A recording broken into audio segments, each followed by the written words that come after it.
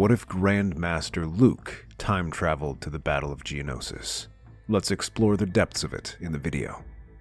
Luke groans as he sits in his cell, wondering how he ended up here. He knew attempting to use the world between worlds was risky, but he could not help himself. After learning about it, he was haunted by dreams, each showing the possibilities of changing the past and what could have happened.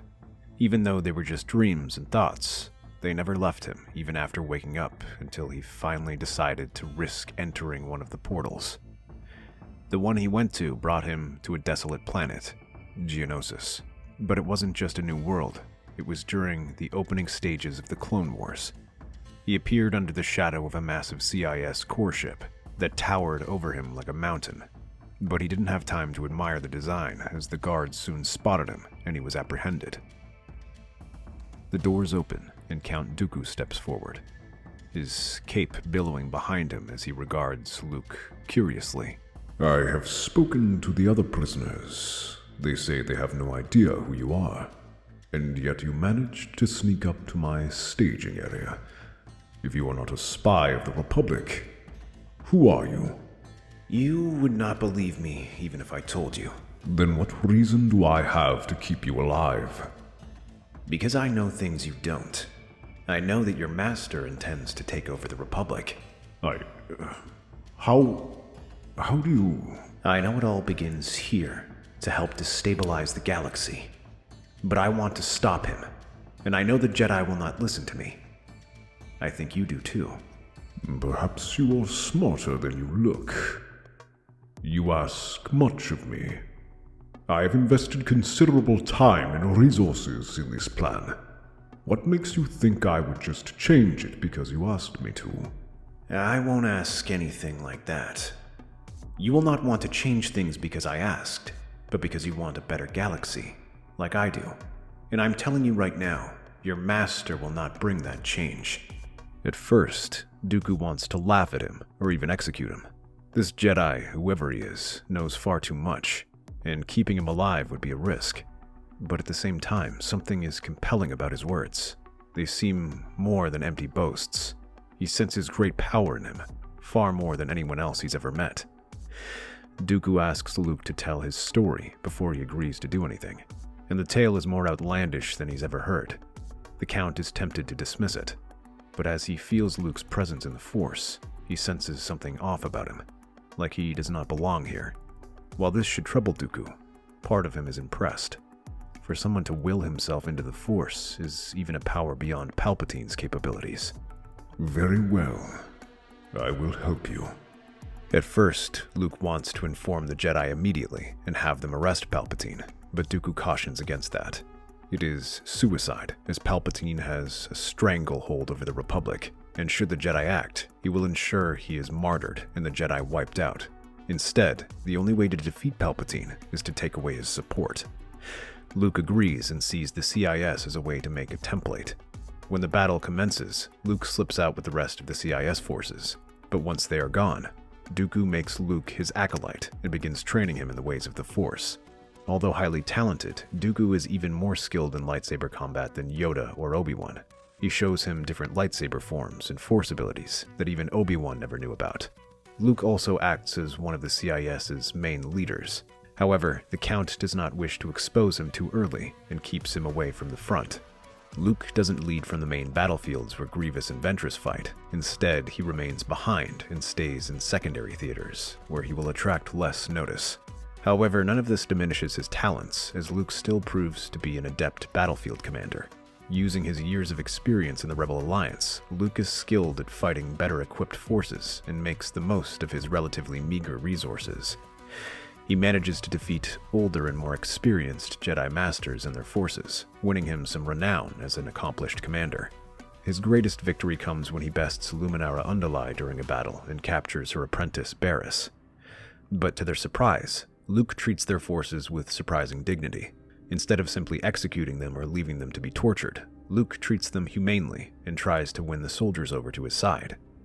He is careful to have the defeated clones' inhibitor chips removed in secret. He's heard the stories from Ahsoka and takes precautions. Even the Jedi generals are not mistreated and confined in relative comfort. Barriss is allowed freedom and movement on the planet where she is allowed to heal and mingle with other prisoners. Rather than keep them in prisons, they keep them in places strong in the Force, such as Dagobah, where they can meditate and learn about the Force. Here, they are out of the war and truly able to connect with the Force in ways they couldn't on Coruscant. Luke often joins them there, and they meditate, trying to commune with the living Force. Luke doesn't see them as enemies, but wayward allies, and tries to get them to see the problems of the Republic. With a fresh eye, they see its failings and its problems, but with Luke's efforts to build a better state, they see what it could be. This lets him carve out a small corner in the galaxy where he can begin experimenting with his methods of governance. Luke takes his experience working in the Rebel Alliance to create his new government. As promised, new worlds are given autonomy, even those captured from the Republic. Meanwhile, his droid armies will provide them with protection from any reprisal. But Luke doesn't just stop in military matters. He knows how hard life can be in the Outer Rim, and makes sure these places are adequately supplied with medicine, food, and foreign experts who can develop the planets. In this regard, he gets unexpected help from some within the CIS. The moderates in their parliament, including Mina Bonteri, share the same ideals as Luke. They make sure his sector has everything it needs, believing his methods of governance is the future of the galaxy. But supplies aren't enough, and they know Luke requires foreign investment and capital, both to develop these planets and to ensure their war machine can keep running. To this, Luke must appeal to the CIS Council, who are among the richest and most influential capitalists in the galaxy. Here, though, Luke encounters more resistance. While they see him as a talented commander, they find his idealism problematic. Luke is too smart to be manipulated, and holds strict requirements if they do not invest in his planets to avoid exploitation. This restricts their ability to simply extract resources or mistreat workers, harming their bottom line. However, Luke justifies this by reminding them that they are at war and cannot afford infighting. When they bring this to Dooku, he rules in Luke's favor, but privately urges Luke to tone down his rhetoric and make some concessions with them. The training chamber hums with energy as Luke and Dooku face each other, lightsabers clashing as the pair train. Dooku's movements are elegant and deliberate, moving carefully to outmaneuver and overwhelm. However, Luke counters with ferocious strikes that have all the power of youth, as his movements are unrelenting. However, he lacks his father's aggression and keeps his anger in check. You are playing a dangerous game, Skywalker.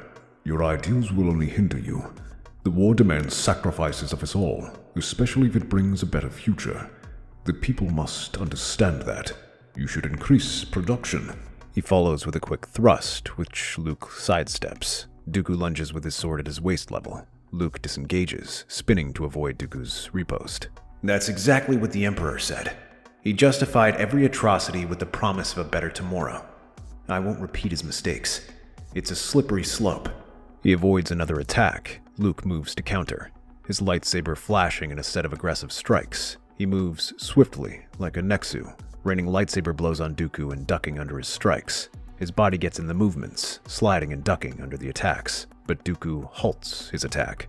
Palpatine seeks power for its own sake. We fight to free the galaxy from his tyranny. Surely you see the difference. Luke shakes his head, pressing the attack and advancing on him. The means matter just as much as the results. If we exploit the innocent, if we let people suffer for our ambitions, how are we any better than him? The line between justice and tyranny is thinner than you think. Dooku reflects Luke's strike with the same precision, but there is a hint of anger in his movements. He brings his lightsaber down, but Luke anticipates the move, sidestepping and landing a quick blow that forces Luke's lightsaber to the ground. You are still bound by Jedi sentiment. Your compassion blinds you to the harsh realities of war. This is why they will lose.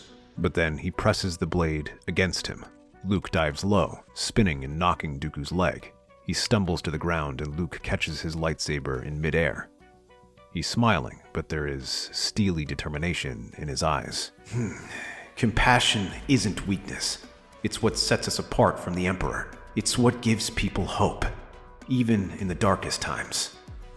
Dooku regards him quietly as he gets to his feet. Although he doesn't say it, he feels a flicker of affection in Luke. For a moment, just a moment, Luke reminds him of his times with Qui-Gon. Luke shares the same idealism, and the Count cannot help but smile. Very well, Skywalker. For now, I will concede. But understand this.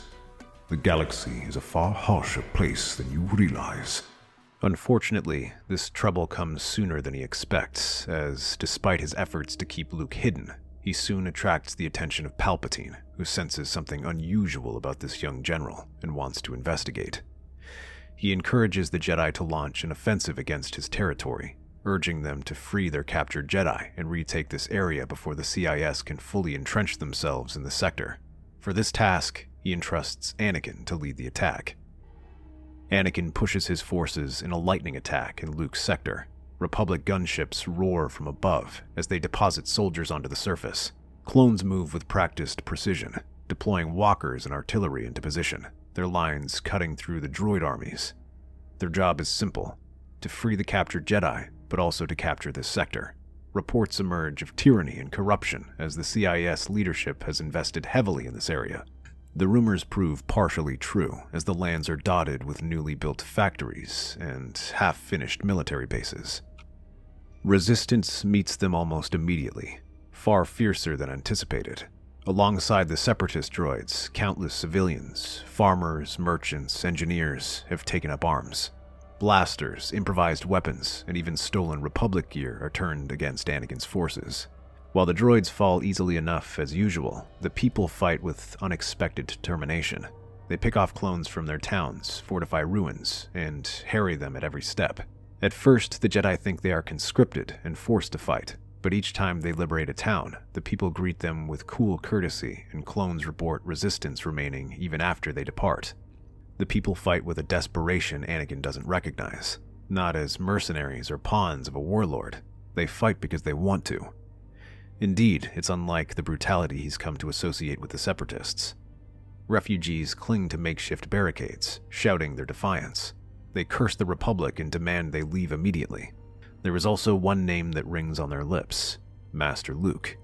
Despite that, Anakin reluctantly pushes forward. His orders are clear, and this sector remains a critical area for the Republic. But Anakin can't shake off the confusion. These weren't the cries of oppressed civilians begging for liberation, but of people defending something they believe in. Doubt begins to claw in his mind, despite his efforts to stomp them out. Press forward. The clones rally, breaking through the resistance and advancing toward Luke's capital.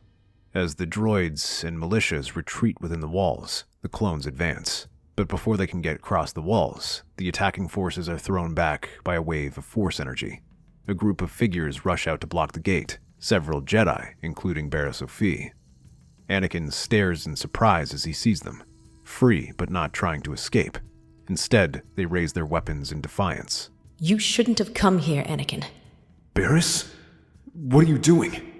You're supposed to be a prisoner. I was. But I've seen the truth now. After I left the Republic, it was as if my eyes were opened. I sensed the darkness of the Republic. It's clouding the Jedi's judgment. It has failed us. It failed the people we were supposed to protect. But Luke promises something more. This isn't you, Barris. The Jedi don't turn their backs on the Republic. The Republic turned its back on us long ago. Anakin lunges at Barris, his blue lightsaber a streak of light, but instead of connecting with her, a third lightsaber appears and holds him back. Luke steps forward, his eyes burning with determination, as he glares at him, throwing his father back and getting into a defensive stance. That's enough, Anakin. You! He spins toward Luke, his strikes wild yet powerful, but Luke matches his father move for move. Eventually, Anakin breaks through with a ferocious strike that throws Luke back. Anakin follows up with more attacks. Their blades dance in a dazzling display of skill, blue and green light flashing in every direction. Luke is careful, dodging each attack with practiced grace. Though some miss only by a hair's breadth, he keeps his movements precise and his face calm. You're better than this. I've seen what you're capable of. What's in your heart. You fight for those you love. Even as he ducks under a ferocious attack, he continues talking. But these only seem to fuel his anger. He cannot bring himself to accept this. He believes everything that Palpatine says, and that Luke must be fooling them. He screams and slashes again, but Luke whirls aside. Suddenly, his lightsaber comes up and blocks the attack. Though Anakin tries to push forward, Luke refuses to yield and shoves him back. You don't fight for yourself. You fight for peace. For Padme. His words are barely above a whisper, keeping it quiet from the others, but still sends Anakin freezing. His next strike falters. What did you say? Padme. I know how much you care for her. How everything you do is for her. But his words are cut off as Anakin unleashes a wave of force that throws Luke back. He hits the ground as Anakin steps forward, preparing to drive his lightsaber down. That's impossible. How do you know about her? Luke narrowly avoids his next attack and raises his hand. Because I am your son. Anakin, you are my father. What? No. That's impossible. It's not. Look into the Force. You know it to be true. I've seen it. I've seen you. The things you've done. The things you'll do. For her. Let me show you, Father. Luke reaches out with the Force, his eyes locking with Anakin's. The world around them seems to fade for a moment, and in an instant, Luke shares the memories buried deep within him. Anakin stumbles back, his lightsaber lowering as images flood his mind. He sees himself, older and shrouded in darkness, standing by Palpatine's side. He sees the mask of Darth Vader. He hears the mechanical breathing and feels the overwhelming despair of the path he is destined to walk. Most of all, he feels the searing pain of losing Padme, the emptiness that follows her death. No, that's not possible. That's not me. It doesn't have to be. The future is always in motion, Anakin. It's like the Force. But it can only change if you make the right decisions. There is good in you, even in this path. The visions change, and Vader finds himself in Luke's arms, his breathing normal and his chest feeling lighter. It is as if all darkness he carried seemed to have emptied out. He sees how, when it comes down to things, he chooses to save his son and help the galaxy. He sees how Luke refuses to give in to the dark side, and when he looks at Luke now, he sees the same gaze. There is good in you, Father. There always has been, and there is now. Anakin looks around, his gaze darting between Barriss, the civilians still fighting with the droids, and finally Luke. Doubt clouds his expression as the weight of the vision presses on him. For a long moment, Anakin says nothing. The battlefield seems distant, the sounds muffled as he wrestles with the truth he's been shown. Finally, he retrieves his lightsaber and deactivates it. Anakin orders his troops to stand down. Although confused, the men comply and lower their weapons, ending the battle. They make camp some distance away, letting Anakin approach Luke, where the two discuss what Luke knows. It's Palpatine. He's manipulating everyone. The Republic, the Jedi, the Separatists. All of it is part of his plan to destroy the Jedi and seize total power for himself. That's impossible. Palpatine is the Supreme Chancellor. He's trying to save the Republic, trying to stop this war. No, Anakin. He's using the war to consolidate power. He orchestrated it from the beginning. The clone army, the Separatists, the Jedi. They're all tools to him. It's why I had to join the CIS. They are the only ones in a better position to act. You are the key to this plan. He wants to turn you into his greatest weapon. He manipulated you into betraying the Jedi. You became Darth Vader, his enforcer. No, that's not true. I would never. You saw it, but it doesn't have to happen. That's why I'm here, to stop him, and to help you stop him too. If what you're saying is true, then we need to act.